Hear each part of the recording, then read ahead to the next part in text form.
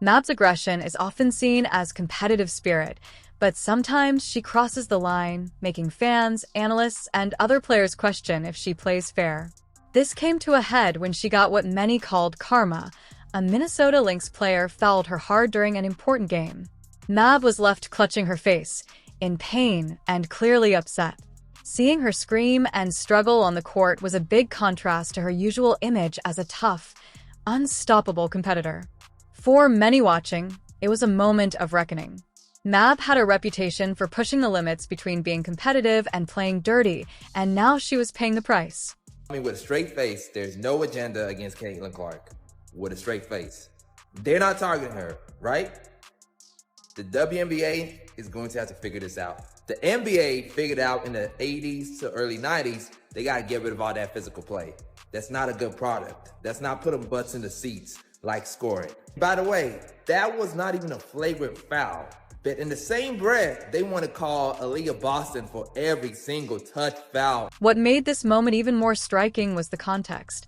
Just a few months earlier, Mab had a well-known clash with Caitlin Clark, a top player famous for her skill and calm under pressure. During that game, Mab's aggressive behavior drew criticism, with many saying she was trying to throw Clark off her game with physical play that almost crossed the line. Clark stayed composed, but it was clear to fans that Mab had gone too far. At the time, she seemed to get away without any real consequences, but that would change later. Had people fighting tooth and nail the entire season, not wanting it to be this way because other people weren't getting flowers, or she was getting too much attention, or she gets a special whistle, or I'm gonna check her off the ball here just because. The foul Mab received during the game against the Minnesota Lynx was seen by many as the universe finally balancing the scales. Mab, who had often pushed the limits of what was acceptable on the court, was now facing the consequences of her actions. The hit wasn't just physical, it was a reminder that in basketball, as in life, your actions eventually catch up with you. When they got eliminated from the playoffs, the attendance dropped, the ratings dropped. If the WNBA is more, it is, and I get it. Why aren't people? It wasn't just the foul itself that made an impact, it was what it represented. For years, Mab had played aggressively without serious consequences, but in that moment, she had to face the reality of her actions. The fall wasn't only a physical hit, it was a message that her style of play had finally caught up with her. The pain she felt was both emotional and physical, and it was clearly visible in her reaction. When I talk about this a little bit, in that we're still not talking about basketball. No. We're still not allowed to be focused on for our basketball play. Carrington, a player known for her aggressive and sometimes controversial style, was also facing the consequences of her actions. She had previously made headlines for giving Caitlin Clark a black eye during a game, which many saw as a deliberate, dirty move. The incident left a lasting mark, both physically and in people's minds, and raised questions about how far some players were willing to go to gain an advantage on the court. 22-year-old Caitlin Clark, who was single-handedly changed the game, brought in millions of other young fans, old fans. How about the ratings in college basketball for her? Record ratings. And now in her very short WNBA career, shattering records. Isn't that a win for everybody? Yes, black players too, regardless of race, regardless of who they choose to sleep with. Like, what are we doing? And the fall on Clark wasn't random. It was seen as a calculated move by Carrington to throw one of the league's top players off her game. Clark had been dominating up to that point, but the hit left her visibly shaken. The black eye wasn't just a physical injury. It also symbolized how rough and aggressive play had become in the WNBA. Fans were outraged, and many called for stricter penalties for players who acted this way. Through and I hit her, so obviously it's never intentional. That's not even like the type of player that I am. In the game, they caught you guys laughing about it?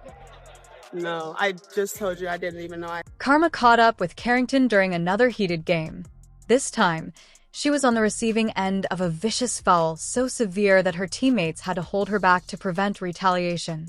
Carrington, who always prided herself on being tough, was now the one being restrained, as her teammates knew acting back would only make things worse. To understand this moment, we need to remember what started it all: Carrington's infamous fall on Caitlin Clark. In a game between the Connecticut Sun and Indiana Fever, Carrington deliberately poked Clark in the eye, giving her a black eye and sparking major controversy. Versus Caitlin Clark, and that is just absolutely false. It is unfair to the women that have been there building this league to this moment so that Caitlin Clark's popularity could take it to the next. For Carrington, this was a moment that would define her career. She had always been known as a physical player, but this incident crossed a line for many fans. The deliberate fall and the visible injury it caused showed that she was willing to go to extreme lengths to gain an advantage.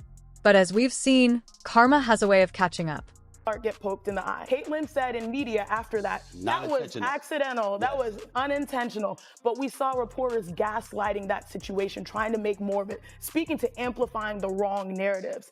As a result of that, Dejanay Carrington posted getting threats based off of an incident that Caitlin Clark said this was a basketball type of thing. I pushed through, we played a game, she played a good game after that. So she minimized it, tried to erase it, and tried to send a message like, y'all, there's nothing here. That was one in. The fall Carrington received in her next game wasn't random. It was seen as payback for her previous actions. Like Mab, she was now facing the consequences of her aggressive style. Her reaction was full of rage and frustration. She had been used to being in control, using her physicality to dictate the game, but now she was the one being fouled and had to be held back by her teammates. These incidents reflect a broader trend in the WNBA. For years, players like Mab and Carrington could get away with aggressive play, with only occasional fines or suspensions, while the league often turned a blind eye. But now things are changing. Players are no longer willing to accept dirty fouls and are standing up for themselves, both on and off the court. You and through the rest of the game. Thanks.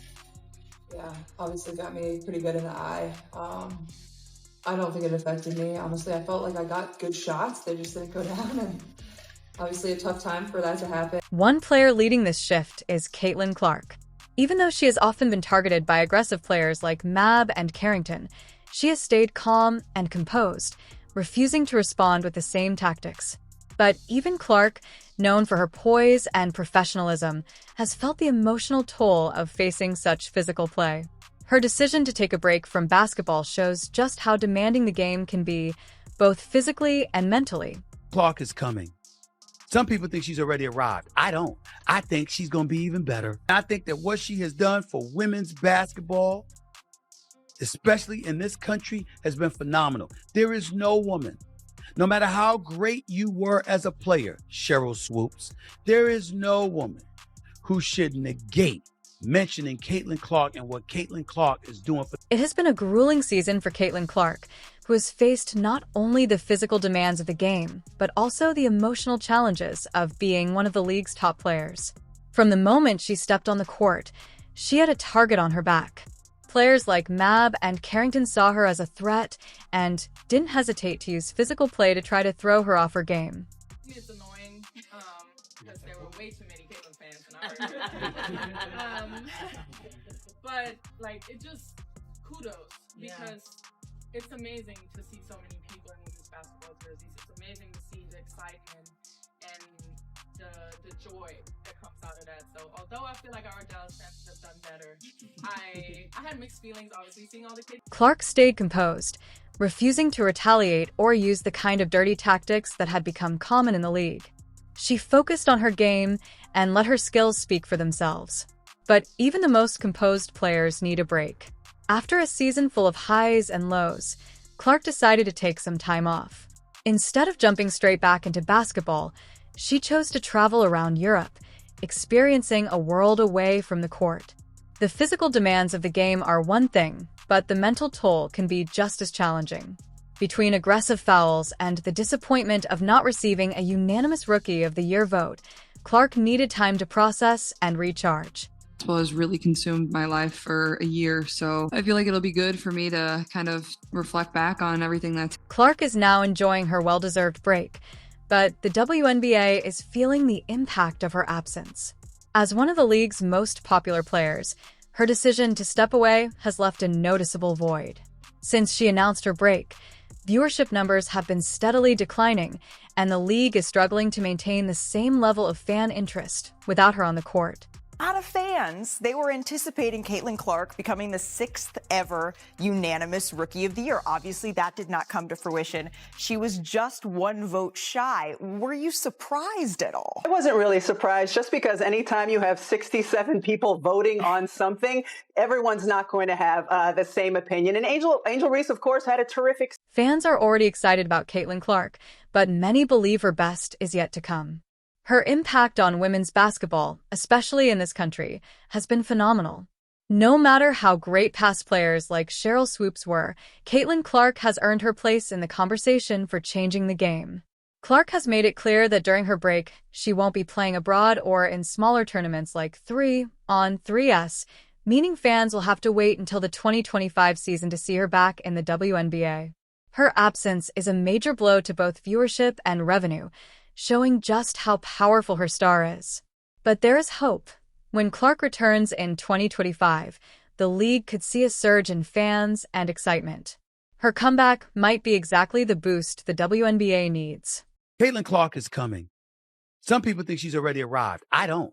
I think she's going to be even better. I think that what she has done for women's basketball, especially in this country, has been phenomenal. There is no woman, no matter how great you were as a player, Sheryl Swoopes, there is no woman who should negate mentioning Caitlin Clark and what Caitlin Clark is doing for... Caitlin Clark's return to the WNBA is highly anticipated, and for good reason. As one of the league's top players, her presence on the court draws fans. Her skill, poise, and ability to handle pressure have made her a fan favorite, and her absence has left a noticeable gap. When Clark comes back in 2025, the WNBA has a chance to benefit from her star power. Fans are eager to see her in action again, and her return could give the league a big boost in viewership and revenue. There is also hope that the WNBA will learn from past mistakes and make changes that help not just Clark, but all players.